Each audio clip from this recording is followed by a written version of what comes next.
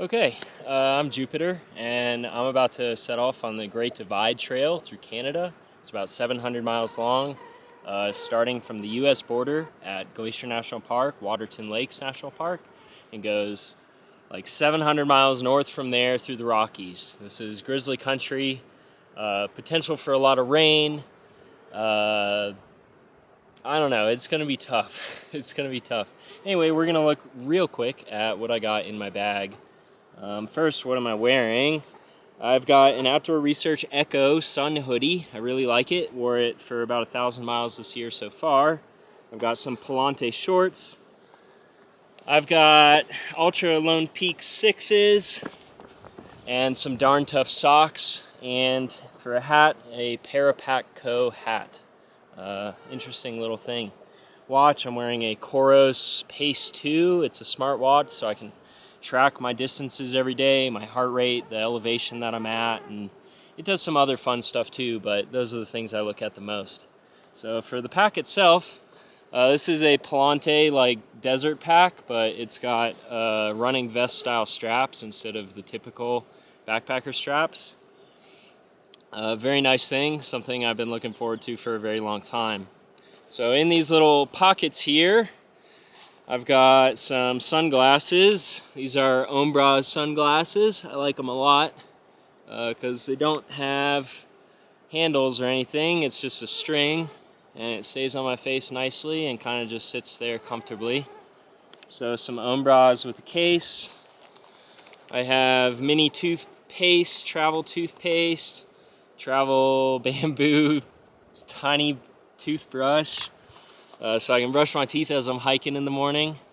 I've got some Squirrels nut butter CHAFE cream. I think the smallest one they make. I also like Body Glide for CHAFE cream because it's kind of like a stick of deodorant, so it's easier to apply than the Squirrels nut butter. But Squirrels is made in Flagstaff, Arizona, and I've spent a lot of time in Flagstaff, so I like that. For a primary, main, and only flashlight, I've got a Rovi Von Aurora A5X. It glows in the dark, it has many different settings, it charges via USB-C. It's a great flashlight that I've used for many thousands of miles now and love it very much. It also has a little clip on it, so I can clip it to my hat and use it as a headlamp in the same way. I've also got a couple like toothpicks for picking at my teeth, and a very small Swiss Army knife to fend off bears and marmots and things. Now in the other pocket, I keep that camera. It's a Sony ZV-1. It's a small like handheld camera, and I really like it a lot. So in my short pockets, I carry my phone. It's like a Google Pixel or something. And I carry some Skull Candy like earbuds, so I can listen to like podcasts and music and not really disturb other things. Now, I guess we'll get into the pack a bit. I'm hiking this trail with my girlfriend Sprocket, so we're actually going to be sharing some gear. We're sharing some gear, hopefully making both of our packs lighter weight. So I have a 2-person quilt in here, while she is carrying the tent. Now looking into this pack a little bit deeper, this is like the definition of packing your fears. Not a ton of people have done this trail before, and it's hard to get like straight answers on what conditions are really gonna be like. I've heard some people say like 30 days out of 35 of rain, you know, so it could be pretty horrendous. So I have a lot more here than I normally carry. Anyway, 2 water bottles, 2 liters worth of water. We're not cooking on this trip, just cold soaking, so I use a small peanut butter jar. I've got a small plastic spoon inside of that.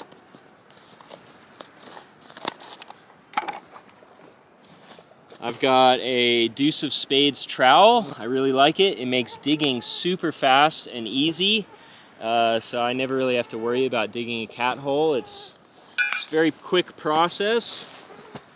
I think that's all the gear on the outside. Right on top I have my rain jacket. One big theme of this trail and looking into it gear-wise is Rain. So pretty much everyone ever recommends like rain pants and a more robust rain jacket than your typical like backpacking one. So this is a 3-layer like Gore-Tex rain jacket. It's the Patagonia, I think like torrent shell. I'll leave links for everything down below. But this is a serious rain jacket and much, much heavier than what I would carry on most hikes.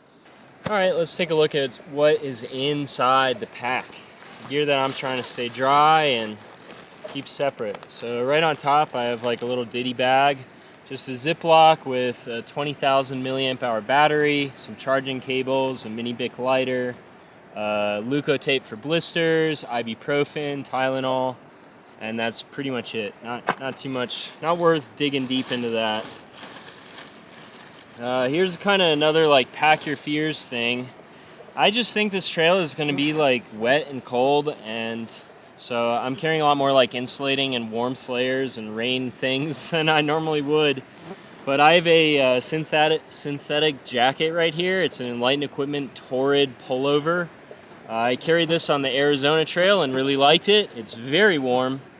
Most of the time I just use like a really thin, light fleece, but I just don't think a fleece alone is going to cut it. So a synthetic jacket is going to be warm still while wet, and it's just going to be warmer all around. And you know, hypothermia, cold and wet is just a big fear, and I don't want to take that lightly on this hike. So carrying extra stuff. I have an extra pair of socks, so 2 pairs of socks total, one on my feet, one in my hand. These are Darn Toughs.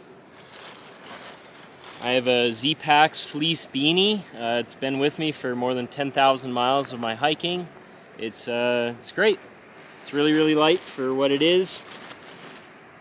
I have a bug head net. I'm starting out with a bug head net because I think there's going to be a lot of mosquitoes. So having this extra little piece of gear should make my life a lot more bearable if it is really mosquito-y.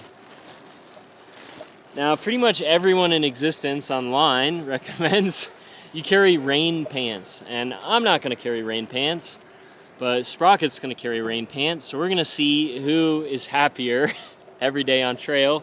I think she likely will be, but will I be happier carrying a lighter gear thing? So I'm just using wind pants. Most people like the rain pants for bushwhacking in the mornings when they're just going to get their lower body soaked.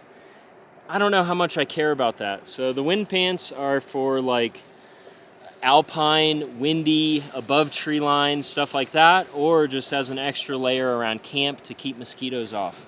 So these are Enlightened Equipment COPPERFIELD wind pants. They're about as light as it gets when it comes to lower body. We'll look at that in a second. But one more insulating clothing item is I'm just carrying like little gloves. These are just glove liners by Montbell. I bought them like 8 years ago, and just another like warmth layer. I don't know if I'll ever use them, but they're so light and small that it seems weird not to at least try them. Anyway, so for bears and for food storage, I'm using an sack. It's basically like a Kevlar bag where you tie it up in many different ways and then you secure it to a tree very tightly, and a bear cannot chew through it. It cannot untie your knots, hopefully, and you will be a happy hiker because you can camp and not worry about bears.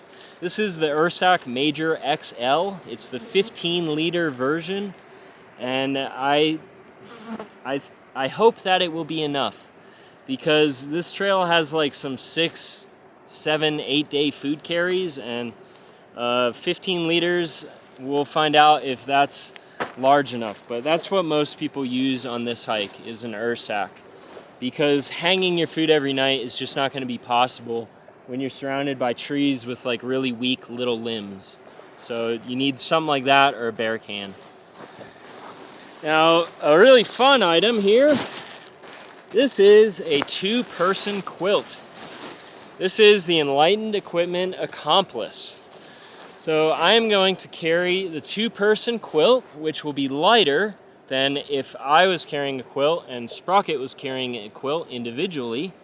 And she is going to carry the tent. So we're splitting up our gear in that way. Now this is a 20-degree quilt. That's what we got it in for temperature rating, but I think because both of us are in it and we're sharing that like warmth, it feels more like a 15-degree or a 10-degree. It is very, very warm. So it is just huge. It doesn't feel cramped with 2 people in it. It feels like we have our own space, and yet it's not like drafty. It's really, really cool. So the Enlightened Equipment Accomplice. Now inside my pack, I just have this like plastic trash bag to essentially waterproof everything. So after I pack my pack, I just tie this up real tight and fold it over, and it just makes sure my quilt, my clothing, and all that stuff stays dry. So just a trash bag. Now my last item here is my sleeping pad. Again, I think this trail is going to be really cold, so I'm using a Neo Air or a Thermarest Neo Air X-Lite. It's an inflatable pad. It's pretty heavy, but it's way warmer than any foam. And I hear on this trail that there's many campgrounds you have to stay at because of permitting. And some of those will have wooden platforms we have to set up on, and foam is just not comfortable on wooden platforms. So I'm carrying an inflatable, and so is Sprocket. So anyway, that is all my gear for the Great Divide Trail. My base weight is something around 9 pounds, while Sprocket's is going to be like 8.5 pounds. So I think she's like 3.5 kilograms, and I'm like 4 kilograms, though I'm not sure exactly. Now, if you want to check out my full gear list, or if you want to see any more details on this gear, I'll leave links to all of them in the description down below. You can also find my gear list on my website, jupiterhikes.com. So anyway, thank you guys so much for starting out. I think this is going to be a fun hike, and extra fun since we're hiking with Sprocket. So I'm super excited. It's going to be tough, but I think it's going to be really, really, really, really beautiful.